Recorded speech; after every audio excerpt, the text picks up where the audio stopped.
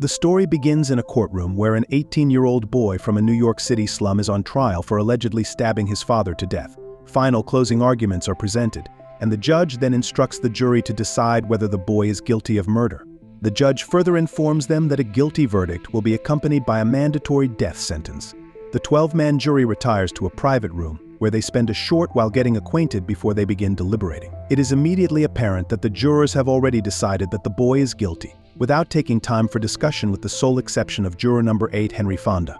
His vote annoys the other jurors, especially juror 7, Jack Warden, who has tickets to the evening's baseball game, and juror 10, Ed Begley, who believes that everyone from slum backgrounds is evil. Juror 8 maintains that the evidence presented in the case is circumstantial, and that the boy deserves a fair deliberation. He calls into question the accuracy and reliability of the only 2 witnesses to the murder, the rarity of the murder weapon, a common switchblade, of which he has an identical copy, and the overall questionable circumstances, including the fact that an elevated train was passing by at the time of the murder. He takes a bold gamble. He requests another vote, this time by secret ballot. He proposes that he will abstain from voting, and if the other 11 jurors are still unanimous in a guilty vote, then he will acquiesce to their decision. The secret ballot is held, and a new not guilty vote appears. Juror 9, Joseph Sweeney, is the first to support juror 8, feeling that his points deserve further discussion. Juror 8 presents a convincing argument that one of the witnesses, who claimed to have heard the boy yell, "I'm going to kill you," shortly before the murder took place, could not have heard the voices as clearly as he had testified, as well as stating that "I'm going to kill you" is often said by people who do not mean it literally. Juror 5, Jack Klugman, who had grown up in a slum, changes his vote to not guilty. This earns intense criticism from juror 3, Lee J. Cobb, who accuses 5 of switching only because he's sympathetic towards slum children. Soon afterward, juror 11, George Voskovec, questions whether the defendant would have reasonably fled the scene and come back 3 hours later to retrieve the knife, then also changes his vote. Juror 8 then uses another scheme to question the witness's other claim, that upon hearing the murder, he had gone to the door of his apartment and seen the defendant running out of the building, as the witness in question had had a stroke, limiting his ability to walk. Upon the end of an experiment, the jury finds that the witness wouldn't have made it to the door in enough time to see the defendant running out. Some of the jurors conclude that, judging from what he heard earlier, the witness must have merely assumed it was the defendant running. Juror 3, growing more irritated throughout the process, explodes in a rant he's got to burn. Jurors 2, John Fiedler, and 6, Edward Binns, also decide to vote not guilty, tying the vote at 6-6. The storm breaks. It begins to rain heavily. When juror 4, E.G. Marshall, states that he doesn't believe the boy's alibi, which was being at the movies with a few friends at the time of the murder, because he couldn't remember what movies he saw 3 hours later. 8 tests how well 4 can remember the events of previous days. When 4 only remembers the events of the previous 5 days, 8 explains that being under emotional stress can make you forget certain things, and since 4 hadn't been under emotional stress, there was no reason to think the boy could remember the movie he saw. Juror 2 calls into question the prosecution's claim that the accused, who was nearly a foot shorter than the victim, was able to stab him in such a way as to inflict the downward stab wound found on the body. Jurors 3 and 8 conduct an experiment to see if it's possible for a shorter person to stab downward into a taller person.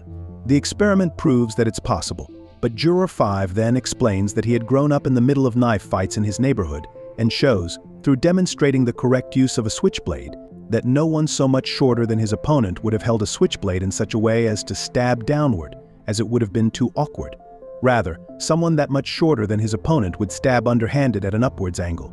This revelation augments the certainty of several of the jurors in their belief that the defendant is not guilty. Increasingly impatient, juror 7 changes his vote just so that the deliberation may end, which earns him the ire of both juror 3 and juror 11, who were then on opposite sides of the discussion. Juror 11, an immigrant who has repeatedly displayed strong patriotic pride, presses juror 7 hard about using his vote frivolously. The next jurors to change their votes are jurors 12, Robert Weber, and 1, Martin Balsam, making the vote 9-3. Juror 10 proceeds to go into a rage on why people from the slums cannot be trusted, of how they are little better than animals who gleefully kill each other off for fun. As he speaks, one by one the other jurors turn their backs to him until only juror 4 remains. Confused and disturbed by this reaction to his diatribe, juror 10 continues in a steadily fading voice and manner, concluding with the entreaty, "Listen to me, listen." Juror 4, the only juror still facing him, tersely responds, "I have. Now sit down and don't open your mouth again." Juror 8 speaks quietly about the evils of prejudice. When those remaining in favor of a guilty vote are pressed as to why they still maintain that there is no reasonable doubt, Juror 4 states his belief that despite all the other evidence that has been called into question, the fact remains that the woman who saw the murder from her bedroom window across the street through a passing train still stands as solid evidence. After he points this out, Juror 12 changes his vote back to guilty to make the vote 8-4 again.